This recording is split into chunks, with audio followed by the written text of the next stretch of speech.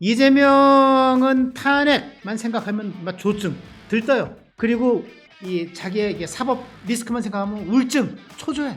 그 이재명의 이게 탄핵 조증은 두 가지로 나타나고 있어요. 하나는 장외 집회입니다. 이게 뭔가 장외 집회? 이게 조증이에요, 조증. 뭐 탄핵, 막 분위기 띄우자. 임기 단축해서 조증의 특징 과대망상. 내가 대통령 될 수 있어. 이 사람 임기 줄여서 내가 대통령 될 거야. 조증이죠. 두 번째는 뭡니까? 조증의 두 번째 김건희 특검법. 이거 밀고 나가서 한동훈 어떻게 꼬셔가지고 국민의힘 8명 어떻게 꼬셔가지고 특검 밀어붙이자. 그런데 김건희 특검법 밀어붙이는 순간 저는 탄핵문이 열린다고 생각합니다. 그런데 늘 조증만 있을 수는 없죠. 조울증이라고 하는 거는 up and down이 계속 오가는 거죠. 자, 언제 우울증이 오냐? 재판만 생각하면 우울증이 와. 대인으로 행사하지만 사실 이건 인간으로 어쩔 수 없는 겁니다. 이재명의 조울증을 치료하는 길은 법원의 빠르고 현명한 판단뿐이다.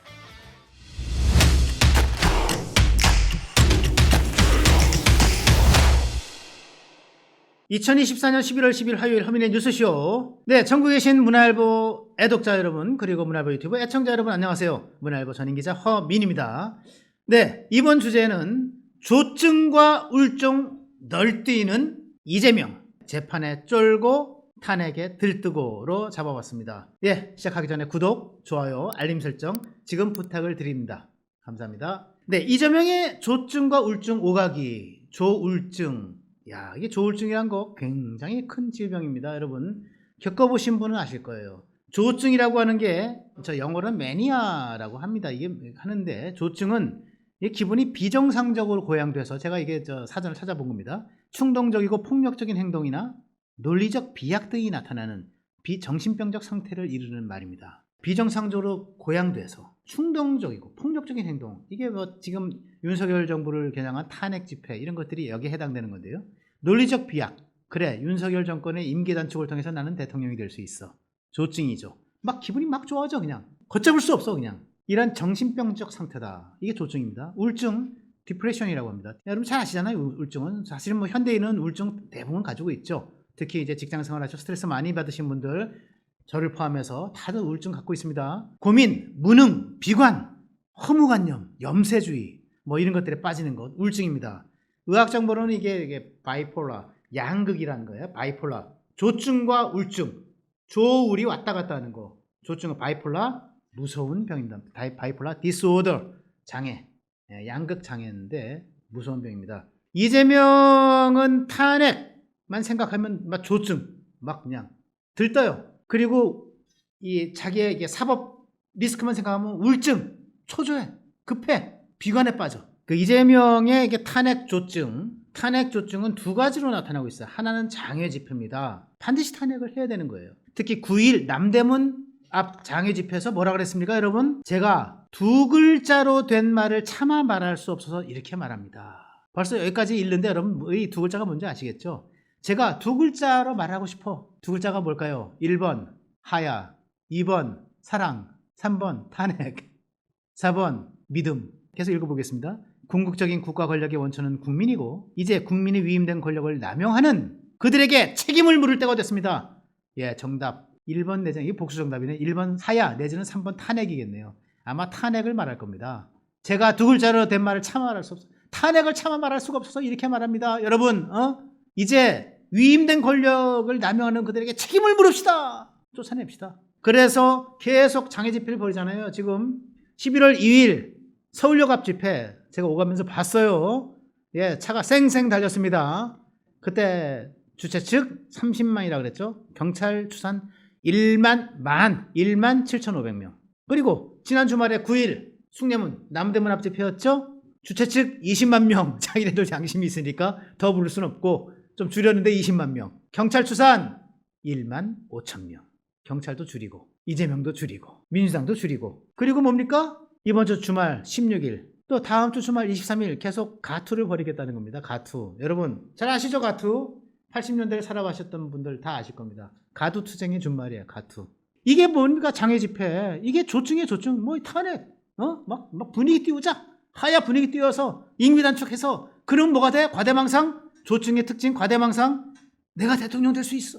이 사람 임기 줄여서 내가 대통령 될 거야. 조증이죠. 친명계 중진이 이렇게 얘기합니다. 들떠있다. 저한테 이렇게 얘기했어요. 탄핵은 힘들 겁니다. 여론이 아직 그렇게 안 움직입니다. 탄핵에 동력이 없어요. 박근혜 탄핵 이후 뭐가 나아졌느냐에 대한 회의가 있고 실제로 문재인 정권이 잘 못한 것도 사실입니다. 경제, 안보, 부동산 제대로 한 게 별로 없잖아요. 지금 이재명이 탄핵에 의지하고 있는 건데 이재명과 민주당 너무 들떠 있어요. 들떠 있다. 여러분 이 들뜨다라고 하는 게 한문으로 조증할 때 조자입니다. 여러분 조증을 찾아보시면 조증의 조자가 이 들뜨다라고 하는 뜻을 갖고 있습니다. 이재명과 민주당 너무 들떠 있습니다. 탄핵 얘기하면서 우리가 대통령 정권 교체할 수 있다. 우리가 대통령 만들 수 있다. 내가 대통령 될 수 있어. 조증이라는 거예요. 두 번째는 뭡니까? 조증의 두 번째 김건희 특검법. 이거 밀고 나가서 한동훈 어떻게 꼬셔가지고 국민의힘 8명 어떻게 꼬셔가지고 특검 밀어붙이자. 근데 김건희 특검법 밀어붙이는 순간 저는 탄핵문이 열린다고 생각합니다. 김건희 특검법 수정안 냈어요. 이번에 법사위 통과돼가지고 이제 본회의 상정 남겨놓고 있는데 본회의에 상정이 되면 수정안부터 하게 됩니다. 수정안이 뭐냐면 한동훈이 얘기했던 대법원장 추천 방식을 집어넣은 거로 거의 확인이 됐습니다. 대법원장 추천 방식. 그런데 여러분 이 대법원장 추천 방식이 좀 달라요. 그러니까 대법원장이 4명의 후보를 추천하면 여기서 야당이 민주당과 조국혁신당 등 야당이 2명으로 좁히고 이걸 대통령이 이 중에 1명을 골라야 된다 이건데 생각해 보세요. 대법원장이 아무리 보수 쪽 사람들을 집어넣고 싶어도 4명을 추천한 4명은 전부 다 보수 특검을 추천할 수는 없잖아요. 그러면 둘은 진보, 둘은 보수, 둘은 좌파, 둘은 우파 이렇게 될 가능성이 많은데 거기서 야당이 2명을 좁히면 누굴 좁히겠습니까? 그리고 대통령이 그 중에 1명을 택해야 되는데 결국은 좌파나 진보 쪽을 택할 수밖에 없단 말이에요. 그리고 대법원장이 추천한 인물 중에 야당이 보기에 마음에 드는 인물이 없어. 야 그럼 이거 안 되겠다. 비토를 또 할 수 있게 비토권을 집어넣었어요. 이게 지금 한동훈 꼬드기자 국민의힘 꼬드겨서 8명 꼬드겨가지고 김건희 특검법 통과시키자라고 내놓은 김건희 특검법 수정안이에요. 이거 받을 수 있겠습니까? 그런데 이거 받을 거다. 이간질 시키자. 한동훈 압박하자. 이게 조증이에요. 탄핵 조증. 자 여기까지가 조증입니다. 그런데 늘 조증만 있을 수는 없죠. 조울증이라고 하는 거는 업 앤 다운이 계속 오가는 거죠. 자 언제 우울증이 오냐. 재판만 생각하면 우울증이 와.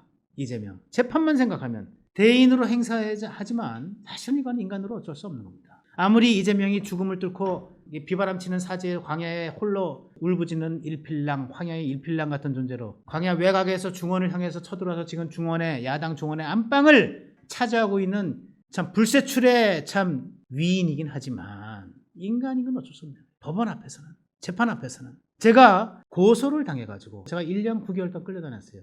그런데요 그때 1년 9개월 동안 제가 얼마나 황폐해지는지 몰라요. 그거는 당해보지 않은 사람은 모릅니다. 재판이라고 하는 게 그렇게 무서워요. 근데 이재명 지금 어떻습니까? 4개 재판에서 7개 사건 11개 혐의로 재판을 받고 있는 거예요.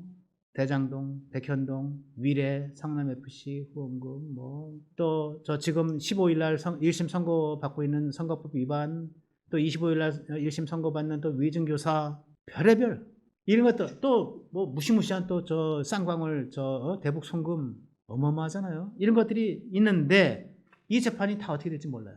15일날 이번 주 금요일날, 그 다음에 25일날 다다음 주쯤 되겠네요. 재판이 1심 선고 어떻게 날지, 그래서 피선거권 박탈형이 날지 초조한 거예요. 오늘 하루 일정을 비웠습니다. 정치 일정을. 왜? 백현동 성남FC 후원금 공판에 출석하기 때문에. 이럴 수밖에 없는 운명. 장애투쟁, 당내 기구 발족 모두 재판의 초조감을 드러낸 거죠. 민주당 중진 의원이 저에게 또 얘기합니다. 재판에 강박 증세가 있을 거다 라면서 이렇게 얘기합니다. 이재명이 평소 표정에 큰 변화가 없어요. 큰 변화가 없어요. 포카페이스라 이거예요. 그런데 재판 얘기만 나오면 초조해 있는 것이 느껴집니다. 주변에 내 재판이 어떻게 될 것 같아? 끊임없이 물어요. 이 사람들은 저한테 묻더라고요. 야, 이재명 대표가 묻는데 어떻게 될 것 같아요? 허 기자 많이 알잖아. 허 기자 많이 알잖아. 주변에. 강박 같은 것이 있을 거다. 이재명이 이렇게 얘기합니다. 대규모 가두 투쟁을 획책하는 것은 결국 사법 방탄과 필연적으로 연결이 된다. 저는 그렇게 생각합니다. 탄핵 없이는 방탄도 없다. 그래서 탄핵 가는 곳에 방탄이 있는 거다. 방탄이 있는 곳에 탄핵이 있는 거다. 탄핵과 방탄은 결국 동전의 앞뒷면, 동전의 앞면은 탄핵, 뒤는 방탄과 같은 것이다. 기형적 쌍생하다. 저는 그렇게 생각을 합니다. 이재명의 조울증을 치료하는 길은 법원의 빠르고 현명한 판단뿐이다. 그렇게 생각을 합니다.